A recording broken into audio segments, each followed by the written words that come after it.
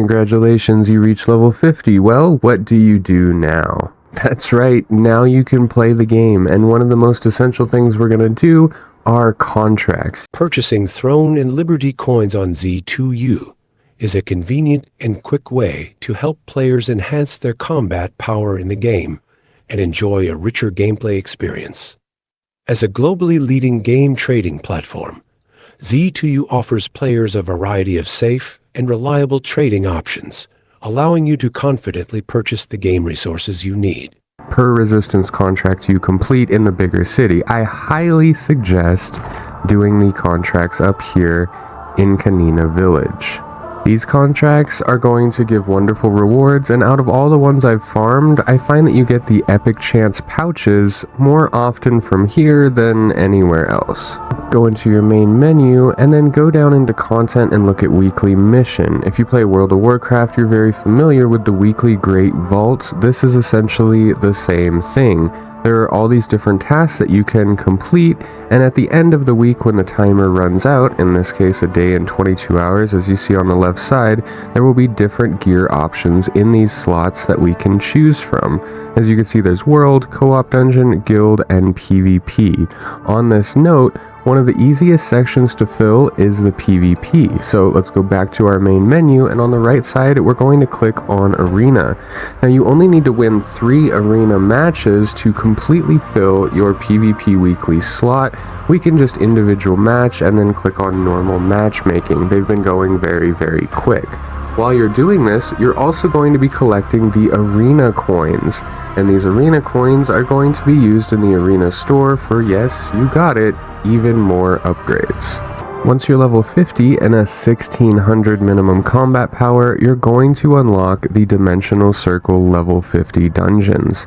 Now you don't need to farm all of these, simply go and look at which one drops the weapons, or gear in this case, that you need, and farm that one. Now you do get enough of this dimensional contract token to run 3 dungeons every day. However, a quick tip is even if you only have 10 contract tokens left, you can still run a 4th dungeon. You will simply go into the negative. In this case, if you had 10 and the cost is 300, you'd be at a negative 290, which would then refill the next day. Alongside those co-op dungeons, we have the secret dungeon, in which you can also find contracts to get kills.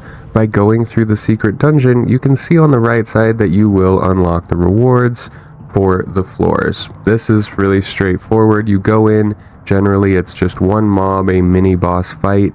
You can think of like a Souls instance, and go in, kill them, get your rewards. However, there's also the Gate of Infinity, Revenge and Resurrection, and the Maze of Death. You can also do these. I haven't even messed with these yet, as it doesn't look like the rewards, even if we look at all rankings, are really anything, but it's something to do, and it definitely may show up in the weeklies at some point. You can see if you get the actual achievements for the challenges, you can get some good rewards, but for the top rankings, there's really no incentive. At level 50, one of the most tasking things that you're going to have to do is filling out your lithograph book. Now here's a quick rundown. Green items can make blue items can make purple, and maybe at some point purple will be able to make legendary. You can see, for example, this Necklace of Foresight is one of 4 pieces that goes in to getting the Guardian Torque, so I have it here. As long as it's not equipped, I'm going to go ahead and add all. Remember, when you add something to your lithograph book, it will destroy the item from your inventory.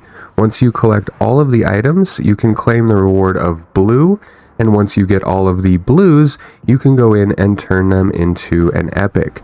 Now at any point in time, if you want to know exactly where something drops, just left click on it, and it will tell you exactly where it comes from over here. Now you can see that some things only come from guild raids, some come from the world bosses, but there's another way to see what things drop as well.